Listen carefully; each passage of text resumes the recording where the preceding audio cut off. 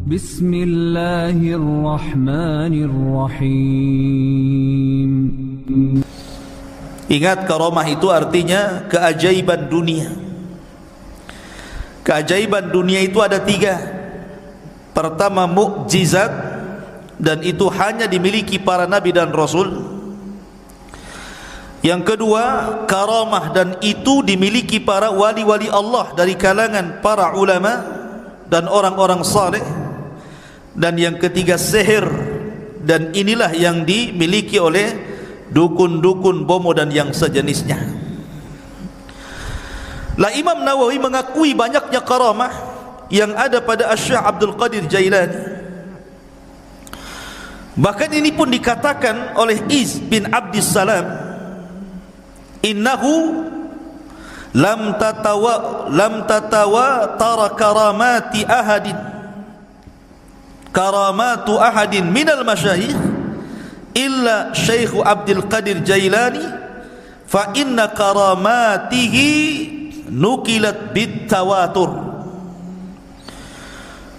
Tidak ada satupun berita yang masyhur dari para ulama dari karamah-karamah para masyayikh yang lebih masyhur, yang banyak diceritakan manusia melebihi karamahnya Syekh Abdul Qadir Jailani. Itu pengakuan ulama besar Al-Iz bin Abdis Salam itu. Bahkan Imam Zahabi memuji luar biasa. Ingat, kalau sudah Imam Zahabi yang bicara, berarti orang ini bukan kaleng-kaleng. Orang ini orang betul, ya. Kata Imam Zahabi rahimahullahu ta'ala ketika mensifati Syekh Abdul Qadir Jailani, dia mengatakan Asy-Syaikhul Imam Al-Alim Az-Zahid Al-Arif Al-Qudwatu Syekhul Islam Alamul Awliya Muhyiddin Abu Muhammad Abdul Qadir ibn Abi Saleh Abdullah Al-Jailani rahimahullahu ta'ala. Kata Imam Zahabi, Abdul Qadir Jailani adalah seorang syekh, seorang imam, seorang alim, orangnya paling zuhud, paling cerdas, dan layak diikuti kehidupannya. Dan dia Syekhul Islam, dan dia memiliki alamat wali-wali Allah, Muhyiddin, penghidup agama. Kunyahnya Abu Muhammad Abdul Qadir Al-Jailani rahimahullahu ta'ala. Kemudian juga dikatakan oleh Al-Hafidh Ibnu Hajar Al-Asqalani, kana Syekh Abdul Qadir Jailani mutamassikan biqawanini syariati yad'u ilaiha ila akhir qawlihi Ibnu Hajar. Jadi Ibnu Hajar Al-Asqalani sampai mengatakan dia adalah Syekh Abdul Qadir Al-Jailani, orang yang paling berpegang dengan undang-undang syariat. Bahkan dikatakan oleh Al-Imam Ibnu Qudamah Al-Maqdisi, Ma'ruf Ibnu Qudamah, dia mengatakan dakhalna bi Baghdad sanata 61 wa 500. Aku masuk ke Baghdad pada tahun 561 Hijriah. Fa idza Syekh Abdul Qadir Jailani biha intahat ilaiha biha ilman wa amalan wa halan wastiftaan. Ternyata semua ilmu orang-orang Baghdad, amalan orang-orang Baghdad, fatwa orang-orang Baghdad kembali kepada Syekh Abdul Qadir Jailani. Lihat pujian yang luar biasa. Bahkan Ibnu Katsir juga memuji beliau dan mengatakan kana fihi tazahhada katsir. Beliau adalah orang yang memiliki sifat zuhud yang banyak. Dan banyak lagi tidak perlu saya bacakan pujian-pujiannya, nanti habis waktunya hanya untuk memuji beliau saja. Taib, kita masuk dalam beberapa kisah yang menakjubkan dari Al-Imam Abdul Qadir Al-Jailani rahimahullahu ta'ala. Syekh Abdul Qadir Jailani adalah orang yang sangat produktif, banyak karyanya. Di antaranya dia mengarang kitab Ighatsatul Arifin wa Ghayatu Minal Wasilin, kemudian Adabus Suluk, kemudian Tuhfatul Muttaqin wa Sabilul Arifin, Kemudian juga yang paling dikenal kitabnya adalah Gunyah li Talibi Tariqil Haq. Kemudian juga yang paling dikenal kitabnya adalah Futuhul Ghaibi. Kemudian juga Fathur Rabbani. Fathur Rabbani ma'ruf. Kemudian juga kitabnya At-Tariqu Ilallah. Dan banyak lagi kitab-kitab beliau. Artinya beliau memang produktif, banyak karyanya, luar biasa. Lah sebagaimana para ulama yang lainnya, ikhwatul fiddin muliakan Allah Azza wa Jalla, Syekh Abdul Qadir Jailani ini meninggal, ayahnya ketika baru meninggal, baru melahir, beberapa bulan setelahnya ayahnya meninggal. Artinya Syekh Abdul Qadir Jailani ini yatim, dan yang mencetak dia menjadi ulama besar itu rupanya ibunya. Sering saya ulang-ulang, banyak para ulama dunia yang mencetak ulama siapa? Ibu-ibunya. Imam Syafi'i dicetak ibunya, Imam Ahmad yang cetak ibunya. Termasuk juga Syekh Abdul Qadir Jailani yang mencetak menjadi ulama besar adalah ibunya, karena dia terlahir yatim. Ibunya adalah wanita yang sangat salihah, dan nasabnya saya katakan tadi sampai kepada Husain ibn Ali, artinya dia seorang Husainiyah, wanita dari ahli bait, keturunan Husain ibn Ali ibn Abi Talib radhiyallahu anhu. Lah Syekh Abdul Qadir Jailani ini lahir di Jailan. Jailan ini kalau sekarang mungkin ada satu daerah di Iran. Di Iran ada tempat namanya Jailan. Maka Syekh Abdul Qadir Jailani dinisbahkan kepada daerah kelahirannya Jailan. Maka disebut Abdul Qadir Jailani, karena dia orang Jailan, dan Jailan itu satu kota kecil yang ada di Iran ketika itu. Dan itu bukan kota para ulama. Jailan itu bukan kota para ulama, sehingga Syekh Abdul Qadir Jailani tidak puas belajar di Jailan karena itu bukan kota para ulama. Maka sebagaimana umumnya para ulama, dia pun rihlah li talabul ilmi, berangkatlah dia dari Jailan menuju Baghdad. Dan Baghdad kala itu adalah kota para ulama. Terlahir ulama-ulama dunia, ma'ruf Baghdad itu, ya. Tetapi sayang ketika diserang oleh Tatar, tentara Mongolia, maka tentara Tatar banyak membakar kitab-kitab para ulama sehingga banyak yang hilang sampai hari ini. Keganasan Mongolia ketika menyerang Tatar di zaman Syekhul Islam Ibn Taimiyah rahimahullahu ta'ala. Walaupun ketika Abdul Qadir Jailani hidup di zaman Khalifah Abbasiyah, dan ketika itu memang kondisinya sangat memprihatinkan karena banyak terjadi huru peperangan, di mana orang-orang Antokiyah, orang-orang Salibi itu, orang-orang Nasrani menyerang kaum muslimin, dan ribuan kaum muslimin banyak meninggal dunia. Memang banyak kekacauan di zaman itu. Tetapi walaupun demikian, Baghdad itu masih negara atau kota yang sangat dicintai para talabatul ilmi, karena masih banyak ulama yang hidup di situ. Salah satunya adalah tujuan safarnya Syekh Abdul Qadir Al-Jailani rahimahullahu ta'ala ketika usianya 18 tahun. Kemudian dia safar dari Jailan menuju Baghdad, dan dia belajar di rantau selama 33 tahun baru pulang, ya. Anda bisa bayangkan, besar-besar di jalan tuh, tua-tua di jalan, ya. 33 tahun. Coba bayangkan, ini pondok Jabal Uhud nih, tiap minggu dijenguk, kadang-kadang minta pulang. Ini Syekh Abdul Qadir Jailani 33 tahun dia enggak dijenguk sama ibunya. Betul-betul setelah dia menguasai seluruh funun ilmu, baru dia pulang menjadi Syekh Baghdad, diakui keilmuannya. Makanya salah satu syarat talabul ilmi, kata Imam Syafi'i, tuluz zaman, lamanya waktu. Karena ilmu itu bukan ta'ammul tapi ta'allum. Bukan ta'ammul, bukan dipikirkan tiba-tiba dapat ilmu yang disebut dengan laduni, bukan, tapi dengan cara belajar. Salah satunya diperlukan tuluz zaman, panjangnya waktu. Maka Syekh Abdul Qadir Jailani belajar 33 tahun menguasai akidah, fikih, usul, mustalah, hadis, macam-macam dikuasai. Makanya kemudian tadi disebutkan oleh Imam Zahabi bahwa dia adalah Syekhul Islam, karena dia bidang semua ilmu syariat. Ma'asyiral muslimin, ada cerita yang menarik. Di sini mulai ceritanya nih. Ketika Syekh Abdul Qadir Jailani hendak berangkat safar dari Jailan menuju Baghdad, ibunya memberikan bekal 40 dirham. Besar 40 dirham, ikhwan. Arba'ina dirhaman itu besar, karena 1 dirham itu 4 gram emas lebih, ya, 1 dirham itu. Kalau 1 gramnya itu anggaplah 1 juta, berarti 1 dirham itu 4 juta kali 40, kan begitu ya, kan besar, lumayan kan itu. Ibunya memesankan kepada Syekh Abdul Qadir Jailani, la taqdzib ala ahad, la taqdzib ala ahad, jangan kau berdusta kepada siapapun. Jadi anak yang jujur. Dipegang itu wasiat ibunya itu. Berangkat dia dari Jailan menuju Baghdad.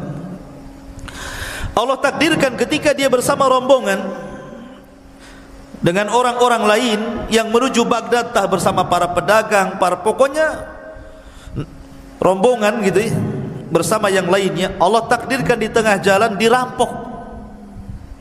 Datang para perampok ini, perompak padang pasir ini, ya, bukan bajak laut, bajak padang pasir, ya, karena di padang pasir kan itu. Jadi dikepunglah itu orang-orang, termasuk di dalamnya Syekh Abdul Qadir Jailani. Maka semua barang-barang orang itu diambil, namanya rampok, yang ngerampok lah kan, diambil barangnya. Giliran terakhir kepada Syekh Abdul Qadir Jailani, kamu punya barang apa? Kata Syekh Abdul Qadir Jailani, indi arba'ina dinar, ngaku pula nih, saya punya 40 dinar. Dicari, nggak ketemu. Kamu bilang kamu punya uang 40 dinar, kata Syekh Abdul Qadir Jailani, iya saya punya 40 dinar. Mana uang itu? Akhirnya dicari-cari ketemu. Ini ketua rampok ini heran. Biasanya kalau orang mau dirampok dan punya uang pasti tidak akan ngaku tuh. Apalagi Syekh Abdul Qadir Jailani ini menyembunyikan uang itu di tempat yang sangat rapi, susah untuk ditemukan. Tapi jujur, dia ingat kata-kata ibunya, jangan dusta. Walaupun yang nanya perampok ngomong saja. Itu maksudnya. Jadi rampok ini mengatakan kepada Syekh Abdul Qadir Jailani, kenapa kamu mengaku kamu punya uang arba'ina dinar, 40 dinar itu? Maka dia mengatakan, karena aku sudah berjanji kepada Allah, kemudian kepada ibuku dan kepada diriku sendiri, alla aqdzib ahadan, aku tidak mungkin dusta kepada siapapun, termasuk kepada kamu wahai para perampok.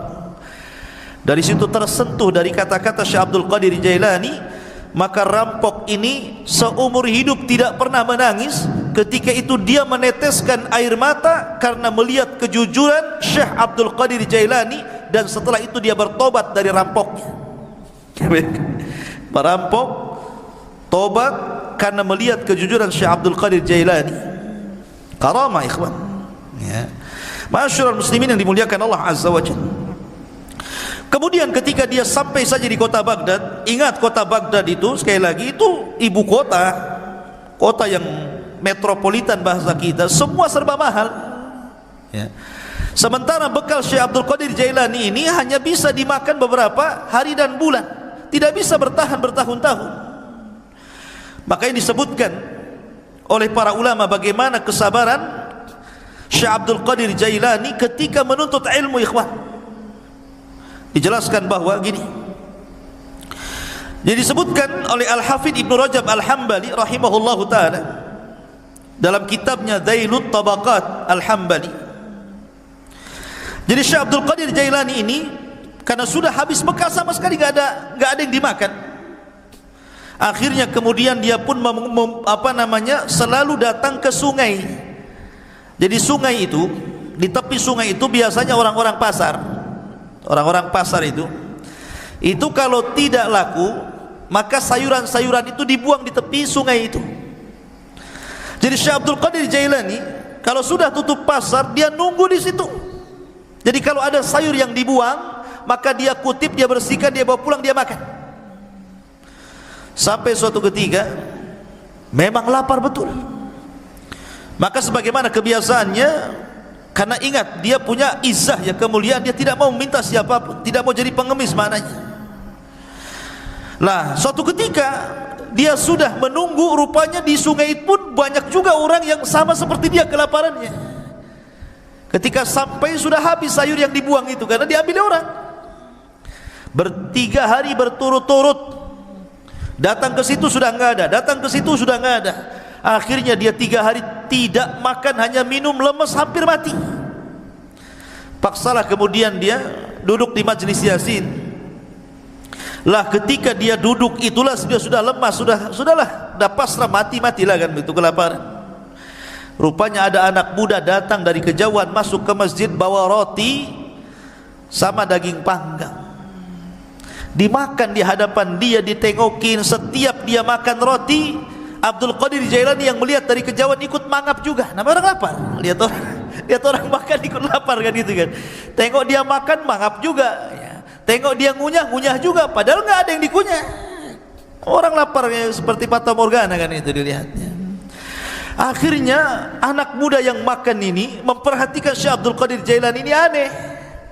Didekati akhirnya dan ditanya, kamu ini siapa? Dan dari mana? Kemudian dia mengatakan, ana Abdul Qadir dari Jailan. Peranjat anak muda ini dan mengatakan, saya juga dari Jailan, sama dengan kamu. Siapa namamu tadi? Abdul Qadir. Siapa nama ayahmu? Si Anu. Siapa nama ibumu? Si Anu. Mana kampungmu ini? Gitu. Langsung gemetar orang ini dan mengatakan, sesungguhnya ibumu itu menitipkan uang kepadaku untuk dihantar kepadamu dan beberapa roti. Aku sudah putus asa mencarimu, sampai roti yang dititipkan ibumu kumakan juga, tapi aku takut mengambil uangmu, sehingga terpaksa aku makan bangkai karena darurah. Rupanya Allah takdirkan saya ketemu di masjid ini dengan kamu, wahai Abdul Qadir. Ini uang yang dititipkan ibumu kepadaku, ambillah. Tolong ikhlaskan roti yang dititipkan ibumu yang sudah kumakan. Ya. Lihat bagaimana kondisi Syekh Abdul Qadir Jailani. Ini thalabul ilmi namanya ya, kelaparan gitu. Mana ada di Jabal Uhud kelaparan, yang ada dibuang-buang. Enggak habis lauknya masih banyak kan itu.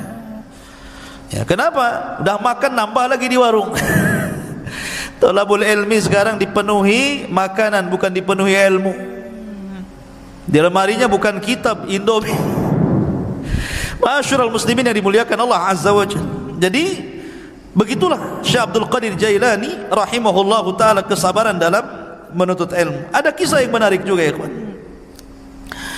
Disebutkan tentang perdebatan Syekh Abdul Qadir Jailani dengan syaitan, dengan iblis. Debat dengan syaitan. Ya. Dan itu disebutkan oleh Syekhul Islam Ibnu Taimiyah rahimahullahu taala dan dikatakan oleh Syekh Shalih Al-Fauzan hafizahullahu taala, ini menunjukkan bagaimana kecerdasan fikihnya Abdul Qadir Jailani.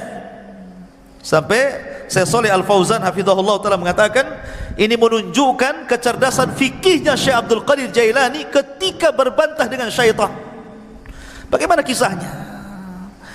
Dijelaskan suatu ketika beliau mengatakan, saya sedang safar dan ketika itu cuaca sangat panas sekali, ala harri fi ba'dil asfar, panas sekali. Tiba-tiba ketika panas terik gitu kan, karena matahari memancar luar biasa, tiba-tiba ada awan. Awan itu menaungi kepalaku, menghalangi antara terik matahari dengan kepalaku. Dari situlah tiba-tiba dari awan hitam yang menaungi diriku, kata Syekh Abdul Qadir Jailani, nada munadin, tiba-tiba ada yang menyeru dari langit sana, ada yang menyeru dan mengatakan, ya Abdul Qadir, ana rabbuk. Wahai Abdul Qadir Jailani, saya adalah Rabbmu. Maka Syekh Abdul Qadir Jailani rafa'a ra'sah, melihat ke langit dan mengatakan, antallah, la ilaha illahu, apakah engkau adalah Allah yang tidak ada sembahan berhak disembah kecuali Dia? Maka kemudian suara itu ada lagi di langit dan mengatakan, ana rabbuk, saya Tuhanmu, ana rabbuk, saya Tuhanmu. Syekh Abdul Qadir Jailani mendengarkan sampai akhirnya, setelah dia mengatakan ana rabbuk wa qad ahlaltu laka ma haramtu alaika ya Abdul Qadir, saya Tuhan wahai Abdul Qadir, aku telah halalkan yang sebelumnya kuharamkan kepadamu. Maknanya semua manusia haram melakukan ini, kau halal. Semua manusia haram memakan khamar, kau halal. Semua haram berzinah, kau halal. Pokoknya seperti itu. Tiba-tiba Syekh Abdul Qadir Jailani mendengar kata-kata, aku sudah menghalalkan kepadamu yang diharamkan aku kepada selainmu. Maka dia mengatakan, kadzabta ya aduwallah, kadzabta ya aduwallah, dusta engkau wahai musuh Allah, bal anta syaitan, engkau bukan Tuhan, engkau adalah syaitan. Fatamazzaqat tilkas sahab, tiba-tiba awan hitam itu langsung berpecah, menyebar, ya. Lah dari situlah tiba-tiba kemudian muncul lagi suara dan mengatakan, ya Abdul Qadir, najauta minni bifiqhika fi dini, wahai Abdul Qadir, engkau sudah selamat, ya. Najauta minni, engkau selamat dariku dengan kecerdasan fikihmu dalam agamamu. Laqad fatantu bihadzal hilah qablaka 70 rajulan, sungguh sebelum itu, kata syaitan, aku sudah menguji 70 orang semisal kamu dari kalangan para ulama, kalangan zuhad, dan mereka terkena fitnahku kecuali kamu, katanya, ya. Lihat bagaimana Syekh Abdul Qadir Jailani mengatakan apa? Tidak mungkin. Kenapa? Kenapa Syekh Abdul Qadir Jailani mengatakan kadzabta, dusta kamu? Karena kata Syekh Abdul Qadir Jailani, ketika ditanya, maka dia mengatakan, araftu annahu syaitan. Kenapa aku tahu dia syaitan? Karena ketika dia mengatakan aku halalkan kepadamu yang kuharamkan kepada selainmu, maka dia mengatakan, li anna ba'da Rasulillah sallallahu alaihi wasallam la tahlila wa la tahrim, tidak ada yang berhak menghalalkan dan tidak ada yang berhak mengharamkan setelah Nabi sallallahu alaihi wasallam. Bagaimana mungkin kalau kemudian dalam dunia tarekat, ya, di mana orang itu kalau sudah tingkatan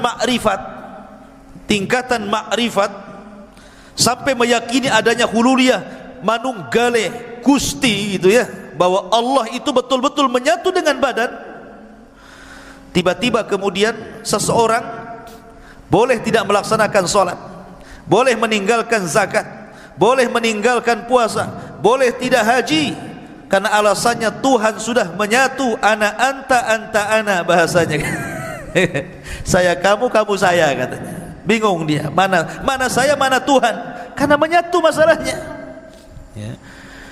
Makanya terkadang makin makrifat itu bukan makin baik, makin bejat, kan begitu. Karena dia meninggalkan sholat, dia meninggalkan apapun. Ketika ditanya kenapa anda tidak sholat, siapa bilang saya tidak sholat? Bukankah Allah yang mengatakan, innas salata li dzikri, sholat itu untuk mengingat diriku. Jadi kalau aku sudah ingat Allah, aku sudah sholat, katanya, kan? Karena sholat itu untuk mengingat diriku. Apalagi kemudian Allah berfirman, u'budullaha hatta ya'tiyakal yakin, sembahlah Allah sampai yakin. Aku sudah yakin, ngapain aku nyembah, katanya, kan? Nah, kan kacau nih kalau sudah Quran dipelintir-pelintir. Padahal yang dimaksud sembahlah Allah sampai yakin, maksudnya sampai ajal. Yakin di sini maknanya ajal, kata Imam Ibnu Katsir rahimahullahu taala dan ahli tafsir yang lainnya. Sembah Allah sampai mati, bukan sampai yakin. Artinya kalau sudah yakin tak perlu sembah, gitu ya. Nah, itu kebelinger tuh. Ma'asyiral muslimin, jadi Syekh Abdul Qadir Jailani mengatakan apa? Dia mengatakan bahwa setelah Rasul tidak ada yang menghalalkan, tidak ada yang mengharamkan. Makanya dia mengatakan kepada syaitan, ya, kadzabta, dusta kamu. Enggak mungkin halal bagiku, haram bagi orang lain, atau sebaliknya, kan gitu. Ma'asyiral muslimin yang dimuliakan Allah Azza wa Jalla. Dari sinilah maka Syekhul Islam Ibnu Taimiyah rahimahullahu taala, beliau memuji dua perkara dari sosok Syekh Abdul Qadir Jailani. Pertama, ketika Abdul Qadir Jailani membahas tentang takdir dan membantah penyimpangan dalam Qadariyah. Yang kedua, bagaimana ketika Abdul Qadir Jailani mendebat syaitan.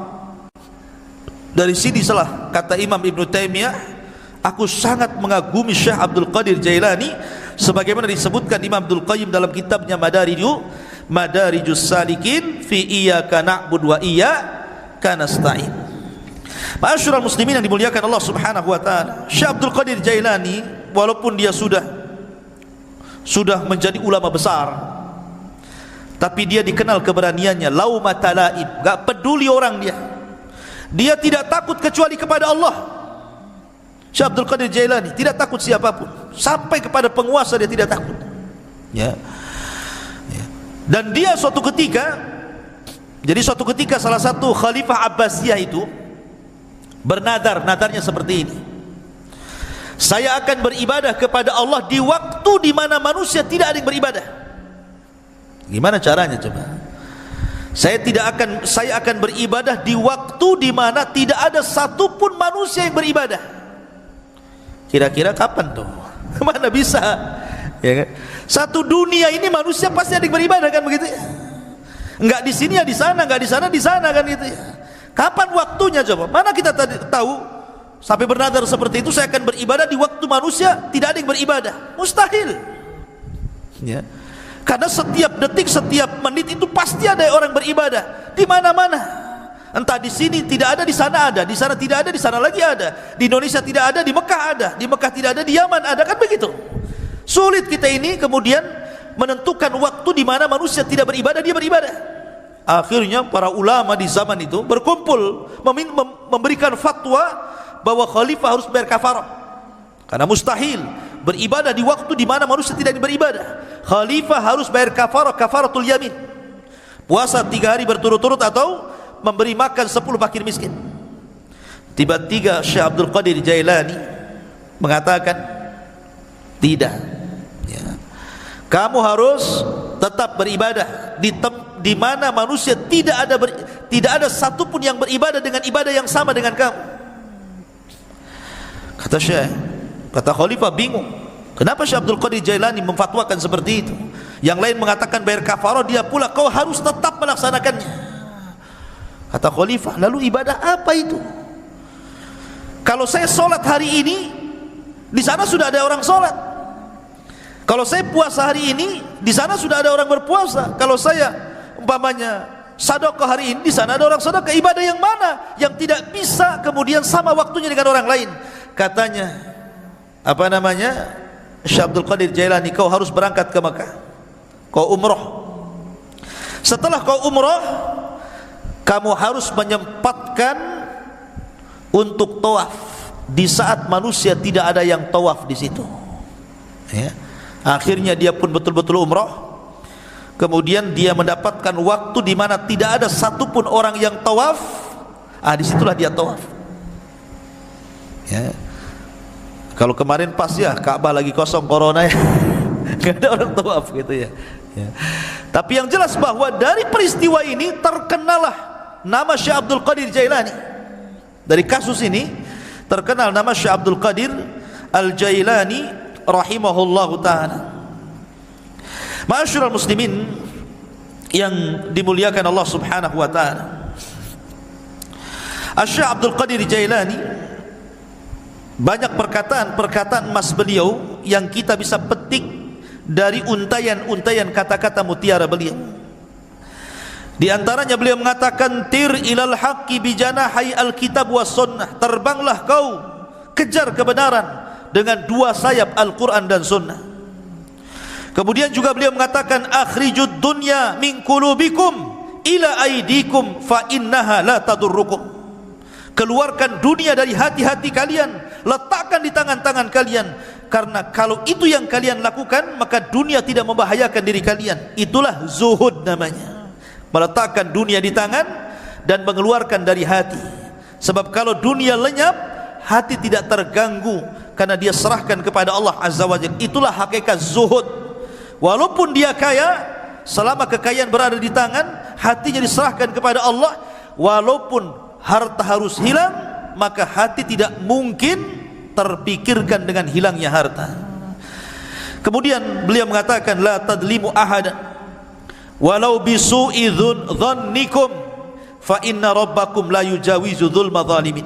Jangan kalian menzalimi siapapun walaupun dengan suudzon, karena Rabb kalian tidak mungkin melewatkan kezaliman orang yang zalim.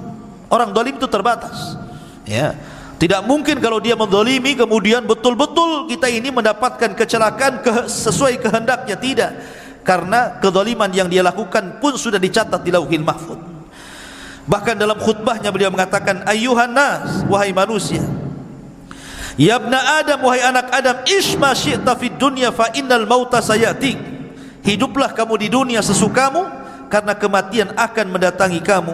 Wa ahbib dunya mastata' fa innaka satufariqaha. Cintai dunia sekehendakmu, karena dunia pasti akan meninggalkan kamu. Wa'mal ma mastata'ta fa innallaha bi amalika sayuzik.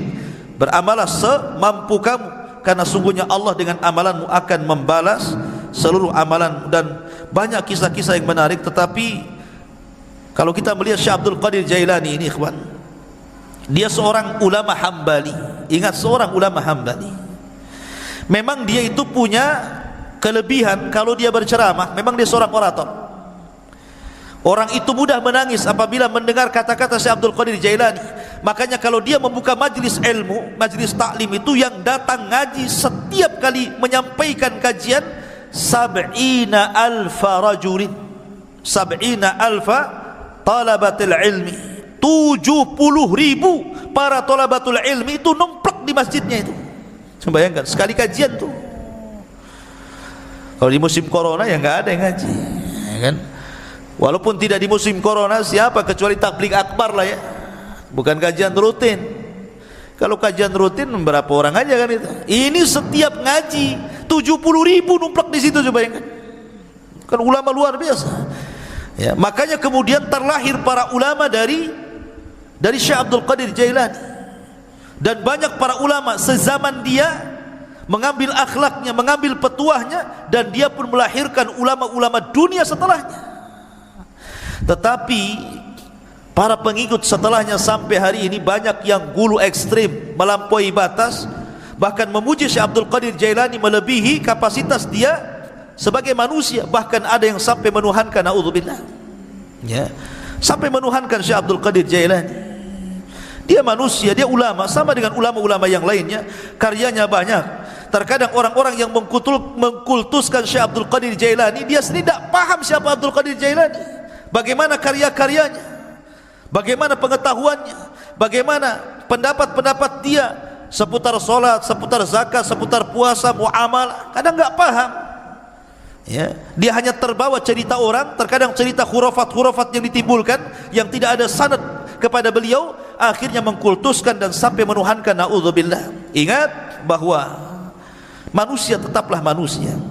Kita hargai dia seorang ulama besar, ulama hadis, ulama tafsir, ulama fikih, sama dengan ulama-ulama yang lainnya, ya.